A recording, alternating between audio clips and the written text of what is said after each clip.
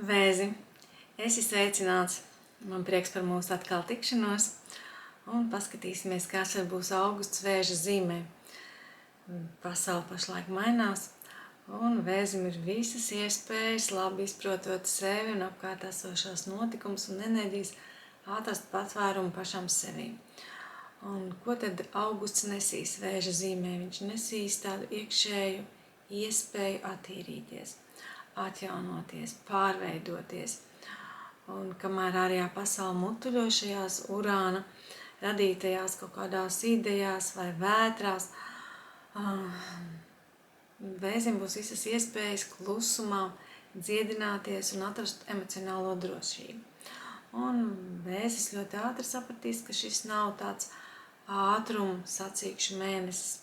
Tas ir, ticamāk, tāds iekšējais pasaules meklējuma mēnesis, kuru ir iespēja iepazīt savu zemapziņu, savas vēlmes, savas robežas. Un to visu palīdzēs izdarīt planētas. Saule līdz 22. augustam mums ir lauvā. Šeit ir stāsts par savu vērtību, par savu pašapziņu, pašvērtību. Un to visu izgaismo saule.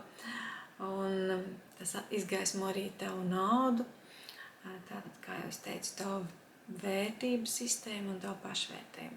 Tāpēc kādam no vēžiem var rasties jautājumi, un tas pat labi, ja viņi rodas, un ja tu uz tiem vari atrast atbildes, kas tev ir vērtīgs, vai tava pašapziņa un pašcieņa ir balstīta uz to, ko citi redz, vai ko tu pats par sevi zini. Atbildi šādiem svarīgiem jautājumiem pats sev. Un, ja mēs skatāmies no tādas praktiskās puses, tad šis laiks ir laiks, kad tu vari sākt veidot kaut kādus praktiskus uzkrājumus. Tie var būt gan naudas uzkrājumi, gan arī pilni pagrabi vai pieliekamie. Tātad viss, kas var radīt tev tādu iekšēju mieru, tādus arī resursus uzkrāj. Vai tie ir tādi dvēseles resursi, vai, kā jūs teicu, naudas vai pārtikas, vai kurināmā, vai kādi citi resursi, tos tu vari sākt tādi praktiski veidot un krāt šajā laika posmā. Merkurs ir retrogrāds lauvā līdz 11. augustam, un šajā laikā es tev aicinu paskatīt attieksmi pret naudu, pret darbu, pret ikdienas rutīnu, novērtē, vai to, ko tu dari, tas patiešām ir tas, kas tev dod šo dziļo iekšējo gandarījumu. Atceries, ka šajā laika periodā, kamēr Merkurs ir retrogrāds, iespējami kavējumi maksājumos, pārpratumi darba vidē, tāpēc esi darbā pastiprināti, piesardzīgs. Šeit var būt kļūdas dokumentos, bet varbūt arī emocionāli tēriņi, ka tu tātad iztērējies uz tādām lietām, kuras pēc tam nožēlosi. Tāpēc atteic tādus svarīgus pirkumus pēc 11. augusta. Tad, ja tu vēl ar vienu gribēsi nopirkt, tev ar vienu vēl tas būs svarīgi, tad arī to dari. Tātad 9. augusts mums ir pilnmēnesis, un pilnmēnesis mums ir ūdens vīrā. Un šeit tu vari domāt par to, tāds pārdomas var rasties, ka ir kādi cilvēki, kur no tevīm pārāk daudz ņem, vai ir kaut kāda lieta, kur tu tērē pārāk daudz savas enerģijas, vairāk nekā tu saņem pretī. Lūk, par šādām tēmām tu vari domāt pilnmēnesis laikā. Ja tu esi partnerattiecībās, tad šis pilnmēnesis var būt priekš tava zīmes īpaši jūtīgs.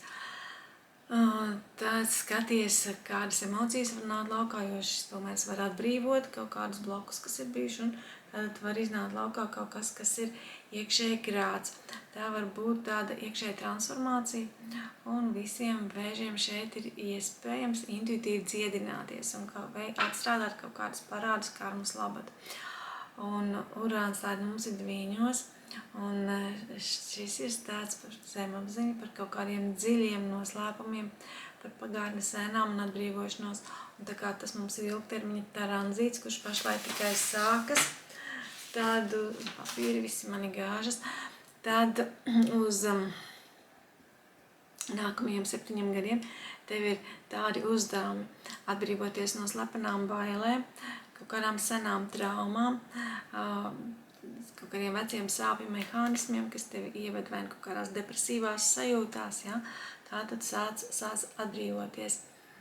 Un tāds mans padoms, ka tava iekšējā brīvība sākas no iekšējā klusuma, nevis no apkārt esošā haosa. Tāpēc tev būtu labi ieviest tādu praksi kā klusuma stunda vai klusuma diena, kad tavā vidē, tavā prātā valda absolūts klusums. Šajā mēnesī tev var pieaugt arī tāda interese par sapņiem, par enerģētiku, par ezotēriku, par haosu maģiju un arī par dziedināšanu. To visu tev ienesīs tātad Urāns, kurš ir iegājis Dviņos un sūtīs tātad jaunus kaut kādus impulsus Vēža zīmēji. No 8. līdz 12. augustam šeit būs spēcīgi aspekti ar Marsu. 8. datumā Mars veidos trigonu ar Urānu, un tā ir iespēja dziedināties, iespēja dziedināt kaut kādas psiholoģiskas programmas, sajūti to. Šeit var būt arī kādi negaidīts kaut kāds notikums tavā dzīvē, var arī ienākt. Un 9. datumā esi piesardzīgāks, 9. 10. datums atvēl šīs dienas atpūtē, jo Vēža zīmē šeit cilvēki var sajust nogurumu, iespējams arī apjukumu vai kaut kādu emocionālu vēsumu, tās emocijas nevar izpaust, tās tā kā bloks iestājas, jo Mars veidos opozīciju ar Saturnu un ar Neptūnu. Kādam tas kaut kāds apjukums var būt saistīts ar ticību, esiet piesardzīgi, ja ceļojat šajā laikā, un var būt kaut kādi maldinoši notikumi, kas saistīti arī ar jūsu izglītošanos. Ļaujiet šīm dienām paiet, un tad vēlreiz skatieties, pārskatiet savus lēmumus, ko pieņemat šajos datumos, pāris dienas šurp turp. 10. datumā Mars veidos trigonu ar Plutonu, un tas ir tāds liels dziedinošs spēks, kas var būt saistīts ar jūsu partnerattiecībām. Šeit var notikt arī spēcīga psiholoģiska transformācija, un var gadīties, ka kāds cilvēks spēcīgs ir labvēlīgi noskaņots un palīdz jums pārvarēt kādu grūtu dzīves mirkli. Iespējams, ka jūs varat būt šis cilvēks, tas mums jāskatās kārtēs personīgajās. 23. datumā būs jauns mēnesis jaunavā, un šeit jūsu zīmē tas var būt jauns sākums, kas saistīts ar komunikāciju, mācībām, ar tuvām attiecībām. Tātad, ja vēlaties sākt mācības, varat to sākt darīt 23. augustā, vismaz tādu plānu vai nodomu tātad pieņemt. Iespējams, kāds var sākt rakstīt kādu referātu, zinātnisku darbu vai grāmatu, vai dienas grāmatu, vai interneta vidē sākt aktīvi kādu blogu savu veidot. Šeit jūs varat mācīties kaut ko, kas pilnībā pārstrukturē jūsu uztveri vai domāšanu, un šis jauns mēnesis ir domāts arī tam dot iespēju, lai jūs varat atjaunot attiecības ar radiniekiem, īpaši ar brāļiem un māsām, iespējams arī ar kaimiņiem, tādi cilvēkiem, kas ir tuvi, kas ir līdzās, un šeit jūs varat pateikt to, ko jūs esat noklusējuši līdz šim. 24. 29. augusts, tas ir Venēras uznāciens. 26. 27. Venēras trigons ar Saturnu un Neptūnu un sekstils ar Urānu, pēc tam opozīcija ar Plutonu, un tas ir tāds svarīgs brīdis, kas saistīts ar jūsu vērtībām, ar finansēm un arī ar attiecību skaidrības iegūšanu dažādās tātad attiecībās, gan partnerattiecībās, gan darījuma attiecībās, darba attiecībās. Šeit jūs varat tātad noskaidrot arī par mīlestības dabu, kāda tā jums ir mīlestība, vai tā ir atkarīga mīlestība, vai tā ir tikai ilūzija, un tur vispār nav nekādas mīlestības, varbūt platoniska mīlestība, tikai kā jūsu kaut kāds sapnis, vai arī tā ir patiesa mīlestība ar dziļu saikni. Šajā laikā jūs to varat noskaidrot, ja esat tam atvērti, drosmīgi un izlēmīgi. Šis ir labs laiks, kad Venēra veido šos aspektus, jo šeit dažas no Vēža zīmēm esošajiem cilvēkiem var piedzīvot tādu dziļu dziedināšanu, kādu var ķert burtiski liktenīga, pēkšņa satikšanās ar ļoti nozīmīgu cilvēku, tad karmiska. Un liktenīga iemīlēšanās šeit arī mums ir iespējama, kuru var nest dažādas pēc tam sekas, to mēs arī skatāmies tātad kartēs un attiecību kartēs. 29. datumā Urāns veido sekstilu ar Neptūnu, un klausieties, ja pierakstiet savus sapņus, dziedinieties caur mākslu. Tātad jums ir visas iespējas dziedināt gan savu dvēseli, gan fizisko ķermeni, un ļaujiet sev atplaukt šajā laikā. Tātad, kā jūs redzat, šis ir tāds izaicinošs un arī dziedinošs mēnesis, arī naudas ziņā. Tas pārbaudīs jūsu attiecības, vai jūs vairāk dodat vai saņemat, arī to jūs varat noskaidrot gan attiecībās, gan ar naudu attiecībās. Un šeit ir arī iespēja, tad, kad ir šie spēcīgie aspekti, jūs varat vai nu dziedināt kādas attiecības, vai pārtraut karmiskas saites.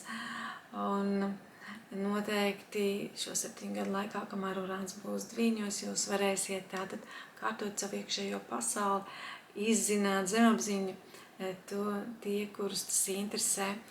Šī enerģija tātad ļaus jums izprast kaut ko, ko jūs līdz šim, pie kā jūs neesat piekļuvuši, neesat varējuši piekļūt pie savas zemapziņas. Tad varēsiet sev pārstrukturēt. Esiet piesardzīgi līdz 11. datumam un izvērtējiet visu, ko rakstat, lai nepieļaujat kaut kādas kļūdas. Arī īziņas visas, tad rūpīgi pārlasiet, vai tas tiešām tas, ko jūs gribat kādam cilvēkam aizsūtīt. Un vieglāk izteikties būs pēc 11. datuma. Un tā tad, lai jums ir veiksmīgs mēnesis, un vēl es gribu jums novēlēt šajā mēnesī strādāt ar sevi tādā jomā, ka apzināties, ka miers nav pasaule ap mani, ka mieru jūs varat atrast paši sevī. Tad, kad miers būs jūsos, arī pasaule sāks nomierināties. Tas ir svarīgākais, kas jums šajā mēnesī ir jādara. Tātad miers ir jūsu izvēle. Lai tā ir. Tā, visu labu!